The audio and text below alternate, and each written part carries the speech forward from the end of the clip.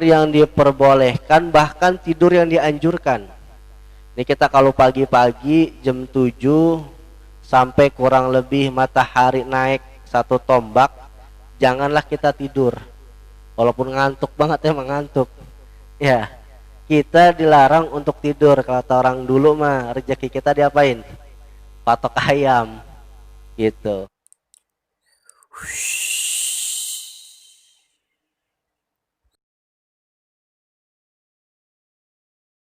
Amin.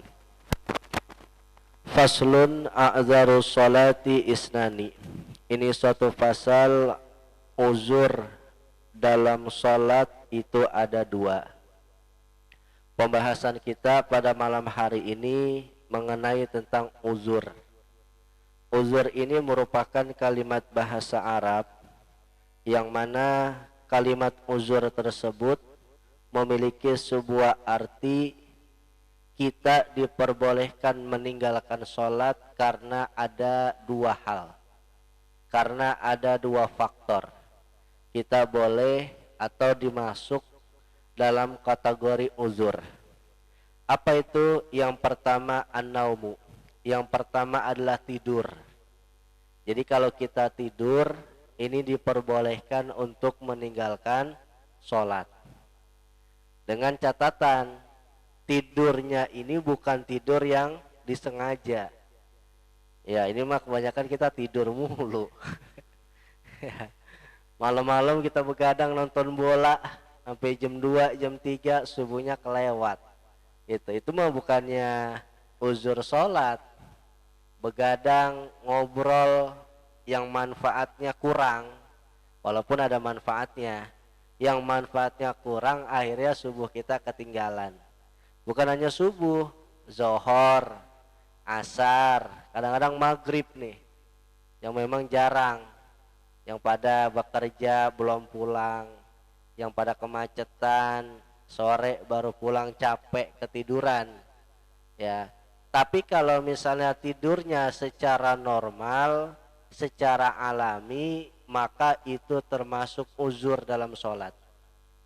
Nggak apa-apa kita untuk meninggalkan sholat. Contoh misalnya, kita ngaji, kita belajar sampai jam 11, sampai jam 12 malam tidur. Lalu subuhnya agak kesiangan. Nah, kondisi kita sedang tidur, sedang memejamkan mata itu, kita ini boleh untuk meninggalkan sholat. Bukan dengan alasan kita sengaja, tapi memang ketiduran gitu. Maka tidur pula ini menjadi asbab boleh untuk kita meninggalkan sholat. Jangan mentang-mentang kita boleh meninggalkan sholat karena faktor uzur tidur, lalu kita nggak mengkodok. Ini salah lagi. Jadi kita ada satu dispensasi karena faktor ketiduran, jadi sholat kita belakangan. Nanti kalau kita sudah bangun, wajib untuk mengkodok sholat kita. Maka kata Nabi, man nama aw nasiyaha falyusalliha idza zakaroha. Orang yang tidur, orang yang lupa, maka hendaknya sholat kalau dia sudah bangun. Ya. Jam berapapun kalau kita misalnya ketiduran, habis itu kita sholat. Maka dalam fikih itu ada pembahasan wajib kodok secara fauron, ada wajib kodok tanpa faur. Faur itu disegerakan. Kita ini misalnya ketiduran, subuh kita jam 6, kan wajib untuk apa tuh? Kodok, karena yang namanya matahari sudah mulai terbit. Nah, kalau kondisi kita ketiduran, kita mengkodoknya tidak perlu segera. Entar-entaran nggak apa-apa. Tapi kalau tidak ada uzur, ya seperti tadi, bela-belain nonton bola jam berapa? Jam 2, setengah 3, subuhnya jam 8 pagi.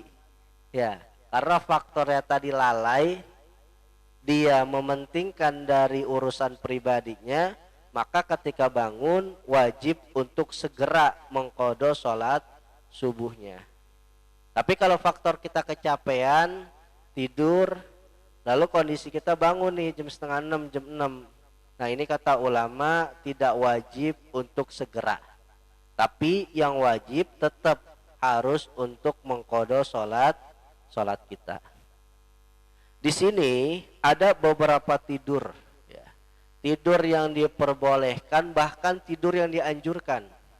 Ini kita kalau pagi-pagi jam 7 sampai kurang lebih matahari naik 1 tombak, janganlah kita tidur. Walaupun ngantuk banget, emang ngantuk. Ya, kita dilarang untuk tidur. Kalau kata orang dulu mah rezeki kita diapain? Patok ayam gitu. Sekarang ayam udah pada di kandang gitu ya. Ternyata itu bisa mengakibatkan orang yang tidur di waktu pagi, pertama bisa menimbulkan penyakit. Enak banget kan kita pagi-pagi habis sholat subuh nyarap nasi uduk, ya 7:30 jam 8 mata udah apa tuh? Udah nguap, udah ngantuk. Nah ini kalau bisa jangan sampai kita tidur di waktu pagi, karena memang di waktu pagi ini merupakan waktu yang baik dalam kita beraktivitas. Bahkan ada 2 malaikat yang setiap hari ini berdoa di waktu pagi. Apa doa malaikat itu? Allah mati munfiqan khalafa, Allah mati mumsikan talafa. 2 malaikat setiap pagi itu datang ke permukaan bumi doain, ya Allah berikanlah ganti buat orang-orang yang bersedekah pada hari ini. Begitu juga malaikat yang kedua berdoa, ya Allah binasakanlah harta orang-orang yang menahan untuk bersedekah di waktu pagi. Maka di waktu pagi selain itu waktu yang baik dalam kita beraktivitas, maka di situ ada malaikat yang selalu mendoakan kita kalau kita rajin untuk sedekah. Lagi besok di hari Jumat, minimal kita menyisihkan uang kita untuk sedekah. Ya, jangan kita ada kotak amal kita baca astagfirullah, astagfirullah, astagfirullah. Kotak amal udah jalan ya kita ngomongnya alhamdulillah. Ya, ini doa malaikat setiap pagi. Yang kedua, ada tidur yang memang sangat dianjurkan. Namanya tidur qailullah. Kapan itu tidur qailullah? Tidur ketika waktu siang. Kira-kira sebelum johor, Pak. Sebelum johor kita tidur. Atau setelah johor. Tujuannya apa? Tujuannya nanti ketika di malam hari kita ini agak semangat, agak segar badan kita, khususnya untuk beribadah kepada Allah Subhanahu wa taala. Jadi ada sedikit waktu untuk kita istirahat. Itu waktu qailullah. Waktu yang bagus untuk kita tidur. Gitu. Jadi kalau kurang lebih enggak usah lama-lama. Tidurnya jangan dari jam 11 sampai jam 4 sore, itu kelamaan juga. Ya, cukup kita tidur 1 sampai setengah jam. Itu kalau kita tidur misalnya jam 11 menjelang johor tepat waktu kita sholat. Atau habis johor kita tidur tuh jam 1 jam 2. Itu otak kita lebih fresh. Ya, itu namanya tidur qailullah. Ya. Berbeda kalau Bang Anan, Bang Rudi, berapa Ustadz kalau saya tidur siang-siang bisa diomelin sama yang juru kerja. Ya, iya. Nah ini kalau waktu-waktu senggang itu usahakan ada waktu untuk kita istirahat. Kenapa? Karena jasad kita punya hak, mata kita punya hak, tangan kita punya hak, seluruh anggota kita punya hak. Waktunya bekerja, waktunya istirahat, waktunya ibadah, waktunya ngaji, yang ngaji. Kadang-kadang kita lupa sama akhirat. Waktunya nyari duit terus. Dari mulai subuh, malam, ketemu lagi, malam lagi. Dalam rezeki kita udah diatur segitu-segitu juga dikasih rezekinya. Cuman kita nekat. Ya, kita untuk berikhtiar. Ikhtiar diperbolehkan. Cuman semuanya itu punya hak. Rohani kita punya hak untuk diisi hal-hal yang bersifat keakhiratan kita. Yang ketiga, ada tidur yang memang tidak diperbolehkan, bahkan ini bisa mengakibatkan gila. Kapan itu tidur? Tidur di waktu asar. Jadi kalau kita asar ini memang kadang-kadang capek, pulang kerja habis asar, enak banget kan rebahan ya. rebahan dikit kita tidur, bablas dah maghrib kita. Ya, ini ada yang mengatakan bahwa orang yang tidur setelah asar itu bisa mengakibatkan gila. Maka usahakan kita kalau asar itu ngapain kek, jangan sampai kita tidur. Untuk apa tadi? Mempersiapkan ibadah. Ya pas 5:30 kita udah kumpul untuk baca sholawat. Ya sebelum subuh Pak Wahyu tuh rajin banget, Bang Rudi. Ya itu apa? Itu insya Allah ada manfaatnya khususnya untuk kesehatan kita. Itu yang pertama, boleh kita uzur dalam ibadah sholat karena faktor tidur. Di sini juga dikatakan, kata Imam Nawawi, kasratun naumi mimma yurisul faqra lil ghani. Kalau kita kebanyakan tidur itu mewarisi kepakiran. Ini kadang-kadang bulan Ramadan nih, kita udah ngancem banget nih. Ya, Ramadan malamnya kagak tidur. Udah kayak burung.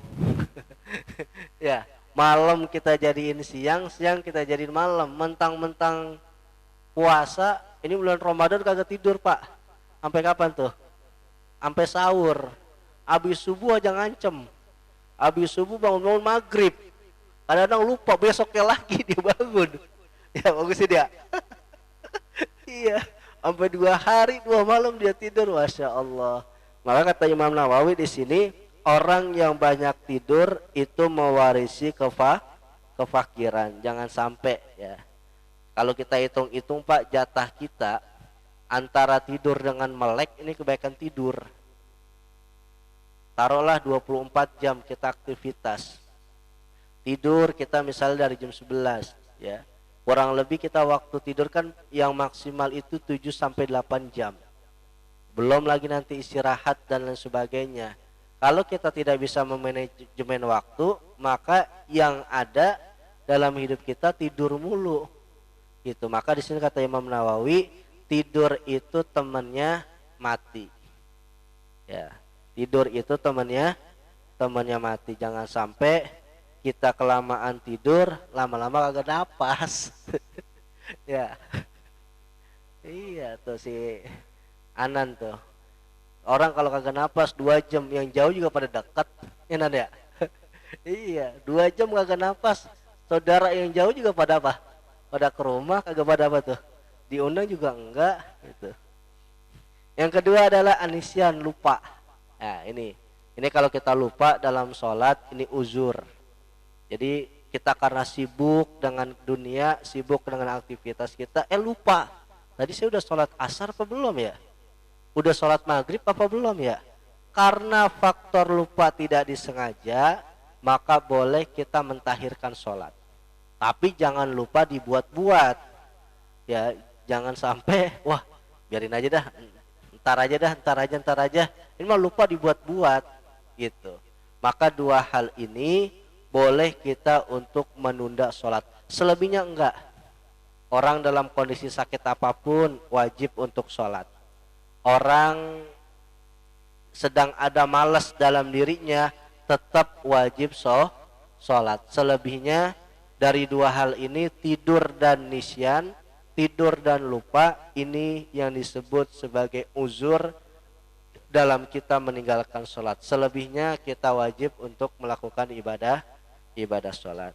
Insyaallah nanti pertemuan berikut kita akan membahas tentang syarat-syarat sahnya sholat.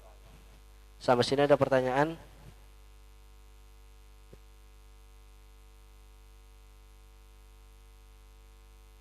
Ada pertanyaan Pak?